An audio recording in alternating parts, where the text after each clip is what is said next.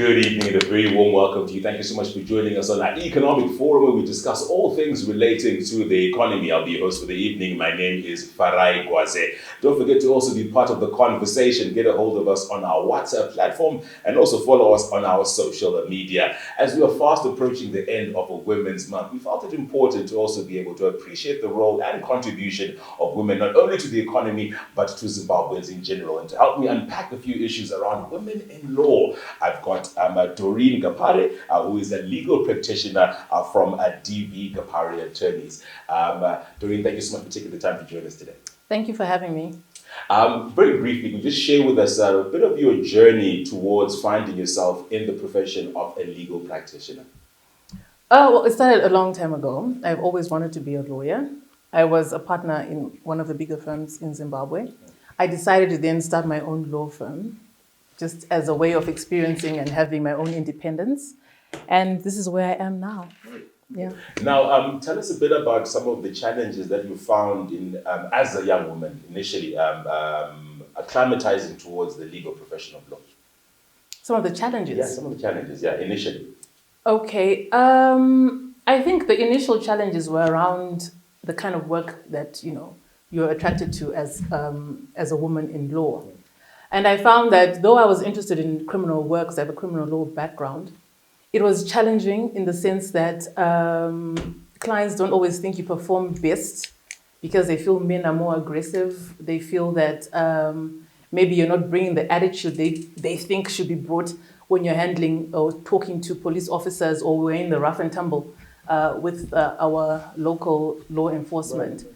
So that was a bit of a challenge initially. And then also then just changing from criminal law to becoming a corporate and commercial lawyer. You need to change a lot about yourself. You need to change your attitude towards the work, how you approach it. In commercial law, it's more of a win-win sort of situation as opposed to more adversarial in the criminal law. Yeah. I want to just draw back also and appreciate a bit of where you studied and why you decided to maybe engage in a focus on criminal law. Okay, I studied at Rhodes University in South Africa. And when I came back from South Africa, I couldn't go into private practice because I needed to convert my degree. Right. So I decided to get a job in government because, they wanted prosecutors. And I became a prosecutor. Right. I was a prosecutor for 2 years. Okay. Yeah. Right. So that's in essence what led you into criminal law. Precisely. Okay. Now, from your experience so far, how well represented would you say that the legal fraternity is of our women in Zimbabwe? There are many women practitioners, I think. We are well represented. Obviously, would want more. I think there are a lot of female students that are that are studying law. And we could always do better, obviously. Right. Yeah. Okay. Right. Now, I'm also taking it back from when you initially did begin your studies. Would you go so far as to notice that there has been an increase, just from your opinion, on the uptake of young women finding themselves into legally inclined forms of work? Okay, from the experience I had at the law firm, right. Well, from court in government, I think there are a lot of female prosecutors, law officers, definitely equal opportunity employer. That's the Zimbabwean government. From the law firm I worked at, definitely in terms of recruitment, we were recruited as people who were qualified, and there was a drive to ensure that there was good representation and a diverse kind of workplace. Mm-hmm. And in my own law firm, that is what I aim to do. Right. Yeah. Okay. And of course, having established your own law firm, what would you say then becomes your position in ensuring that we see more representation of women within the legal fraternity? I think as an employer, you sort of want to make sure that you employ equally and you have a diverse, environment, which includes both women, men, ethnicities, you know what I mean, religions and the like. Just so as long as they're qualified and as long as they're interested in the job, there shouldn't be any hindrance to ensuring that women are represented and are employed. Right. But considering the fact that we're currently in COVID-19, Yes. Okay. We do experience, we've been realizing that there have been cases of a lot of gender-based violence taking place because of the lockdowns that are currently there. Yes. When we come back from the break, I'd love to appreciate a bit of your insights in cases that have taken place in Zimbabwe, but more importantly, how they've managed to be addressed during this current period that we're in. We'll take a short break and be right back with more Economic Forum. Stay tuned.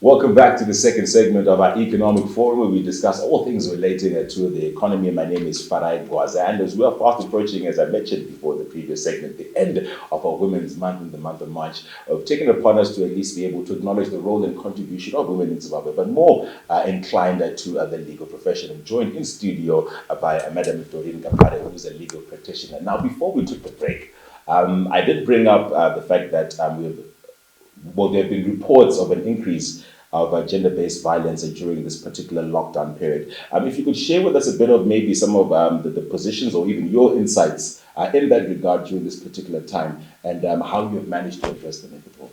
Okay.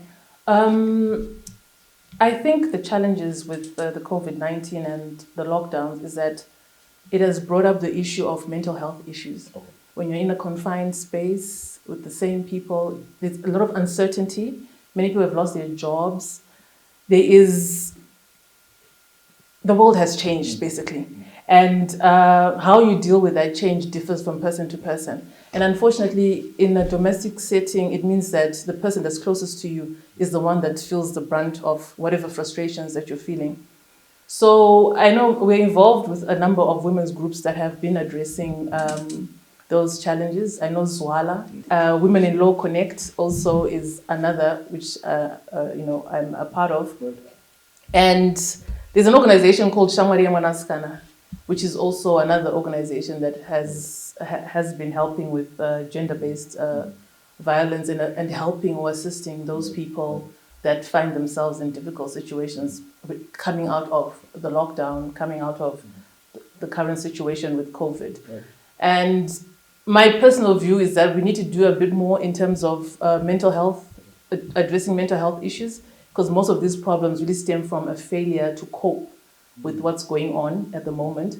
And that brings about the legal issues, around if you're failing to cope, then I feel like I should take out my frustrations on this poor, unsuspecting woman. Also appreciating once again the fact that that women are the majority populace in Zimbabwe. How accessible are legal services to women in our country? Access to justice is an issue.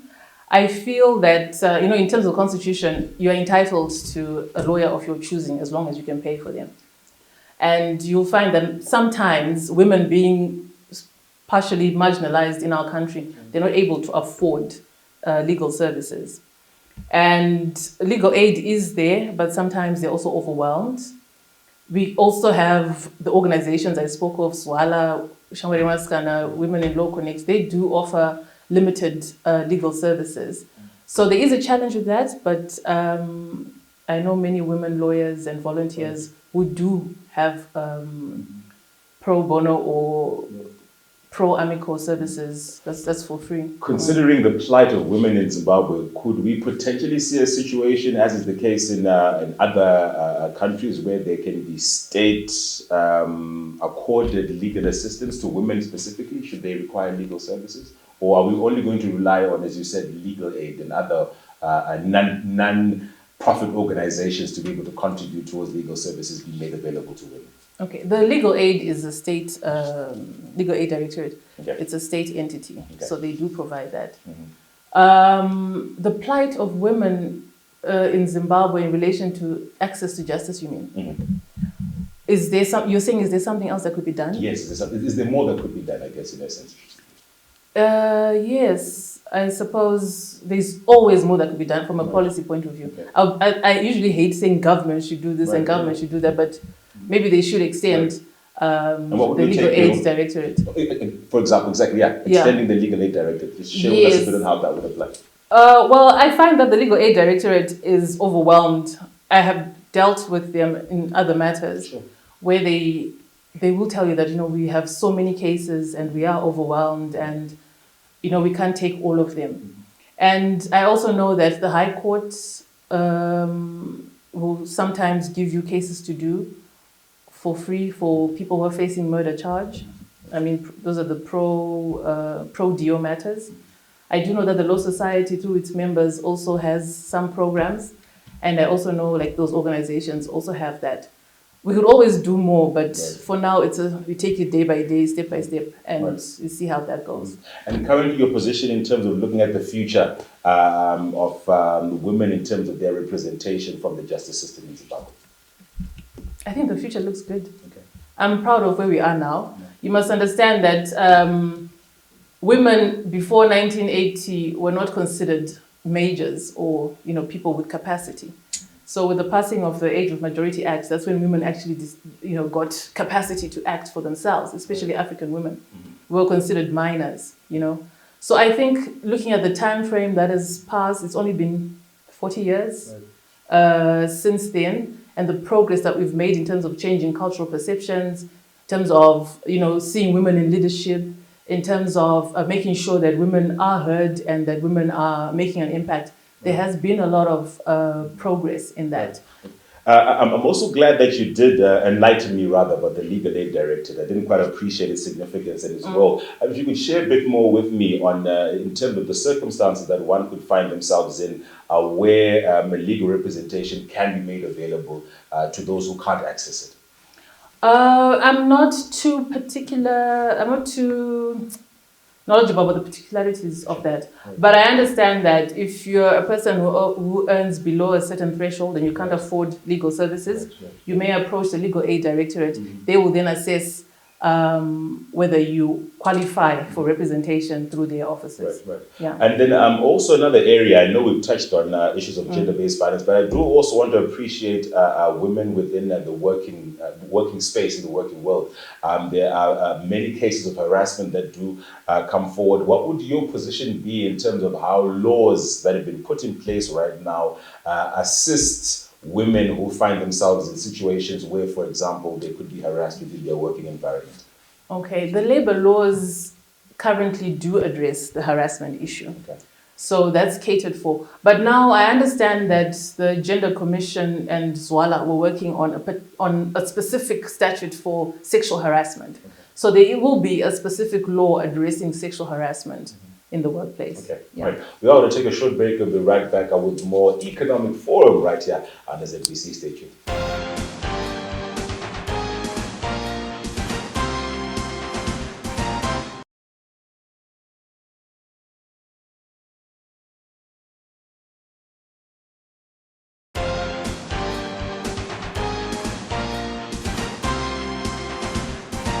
Welcome back to this final segment of Economic Forum, where we touch on all things relating to the economy. We are fast approaching the end of our Women's Month, and today we've taken the time to speak to a legal practitioner, DOREEN GAPARE, who is also sharing a bit of her insights within the areas of legal frameworks, but at the same time ensuring that we have an avid understanding of the representation and role of women within Zimbabwe. Don't forget to also be part of our conversation. Get a hold of us on our WhatsApp platform, and you can also follow us on our social media.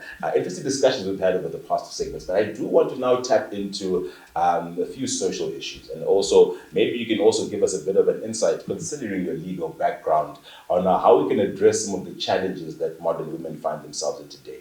Economic inclusion seems to be a very clear position that the government is taking to ensure that women contribute and benefit from the economic prosperity that we're looking forward to with Vision at 2030. Are we meeting, not necessarily national targets, but are we meeting inclusive measures for women within our economy, especially around legal frameworks? In terms of the law, there is, in terms of our constitution, equal opportunity, equal treatment of everybody, regardless of gender or sex, isn't it?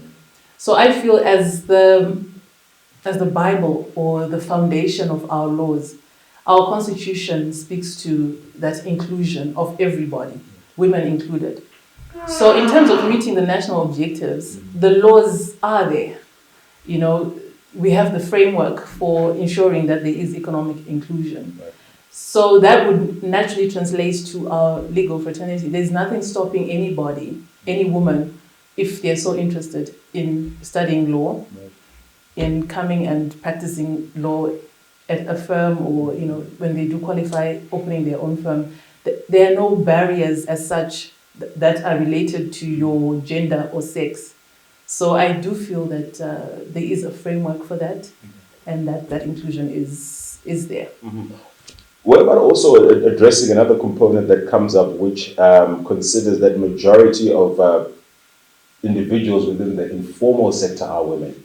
And we find that the Zimbabwean economy is majority driven by the informal sector. Could one not argue that women are driving the economy of Zimbabwe? Yes, you could argue that. I Right. agree with that position. Okay. And how then do we ensure that there is a benefit towards women who are driving the economy? Or is there a benefit that is taking place towards women who are driving the economy of Zimbabwe? I think there is a benefit. I think we all operate under very difficult circumstances, especially now with the current economic situation and with COVID, with the pandemic. And as women, we tend to be more resourceful, I think. And we have proved that we are more resourceful. And the benefit there is possibly independence and, you know, economic independence. And there should be more programs geared towards ensuring that those women in those spaces are getting the fair opportunities and fair price or fair consideration for whatever it is that they're producing. So the informal sector, I believe, needs to be formalized to some extent to ensure that, you know, the women then reap the benefits of that in some way, maybe through tax breaks or some sort of tax holidays, for lack of a better word. Right. Yeah. Right. And also, just from your understanding and appreciation of the current economic climate that we find ourselves in, are we still experiencing what previously would have been marginalization of women, affecting their opportunities, be it in the economy or be it socially? I think so. I think whenever there is any difficulty or there's less space, the marginalized people tend to be pushed out sooner than those who are already in position. And I think I was reading an article just the other day that told me that, you know, in terms of our listed companies, I think there's only one listed company that has a female CEO. Right. And, you know, so I'm saying, you know, in a small space like that, Right. you know, but those people are controlling a huge chunk of the economy, of, you know, the jobs and the like, and women are not part of that, in the sense that the women in leadership, we're not seeing them as much. Right. And then what also comes from creating, once again, your opinion, what would also come from creating opportunities where women like the one that you described, who is a chief executive of a listed company in Zimbabwe, what then what programs can we be able to infuse to ensure that it also opens up opportunities to other women to see that it is possible to be able to attain such positions? I think there are many women's groups that are addressing that. I think I talked about ProWeb. Yep. I also spoke about Swala. ProWeb in particular has leaning towards business, leadership, entrepreneurship.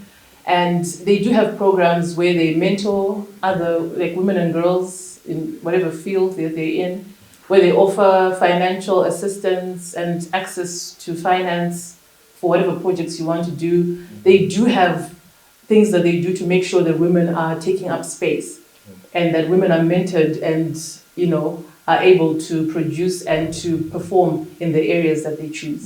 Right. Now, that does bring me to the issue, some who criticize, rather, would say that the quota system goes so far as to infuse women not out of merit, but out of simply placement. How would you then address that particular critique when it comes to the quota system currently being used to incorporate women into economically viable positions?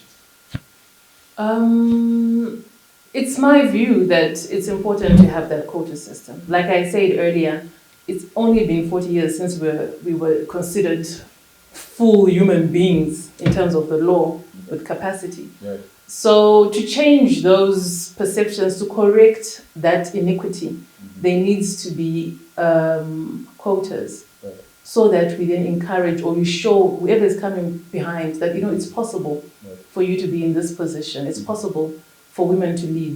People just need to see women doing it so that they can believe that they can do it. Right. If we wait, for the opportunity, it will never come because, the space, like I said, is limited and men are used to being in leadership. Right. They expect it. Right. And women are considered, it's the exception.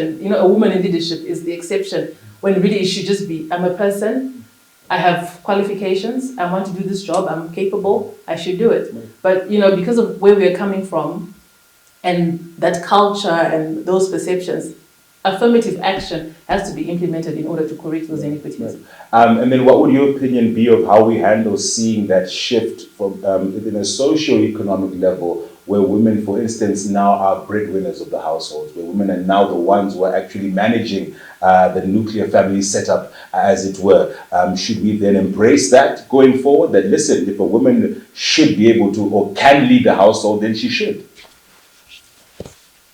That depends on your, I suppose, religious and cultural background. Sure. But, from a legal point of view, there is nothing wrong with a woman being the breadwinner. Right. If she's capable, if she's earning, and if she's got breadwinner status, then that's it. Right. In fact, women have been breadwinners. It's just that, we never had the space or the opportunity to tell people that this is what we're doing, that, this is my husband, but, he just sits at home. I'm the one who does the work. Yes, his name can be on the title deed, his name is on everything, but I'm the one doing all the work. That has happened in many cases. It's just that now it's coming to the fore because we're now more vocal about it. We're saying, we've been doing this, but we've been doing it in the background. Why shouldn't we just openly say that we are breadwinners, that we are capable, we are here, we want to lead, we want space. 100%. Yeah. And in closing, appreciating, of course, the indelible role that women have played in our society in ensuring that Zimbabwe has managed to achieve what it has over the years. What then would your parting words be in terms of acknowledging that particular role, but at the same time looking forward to the expectations of the future? The only words I would like to say is that, women are people too. And whatever we aspire to, whatever we say we want, it's not to say we want to take it away from the men, because that's usually the attitude. It's simply to say that we are also human beings, we also have aspirations, and we can make a contribution to building our country. And there's nothing wrong with either of us, yourself or myself, being the next president or, being in positions of leadership. It should be natural. It shouldn't be the exception. I shouldn't be having a conversation where I'm talking about women lawyers. It should just be lawyers. Right. You know what I mean? No, Doreen, thank you so much for your very insightful contributions today, and I'm sure we definitely look forward to speaking to you again in the future. Thank you. I was speaking to Doreen GAPARE, who's a legal practitioner from DV GAPARE Attorneys. My name is Farai Gwazi, and that's all the time that we do have here today. Join me again next week, same time, same place, on Economic Forum. God bless and good night.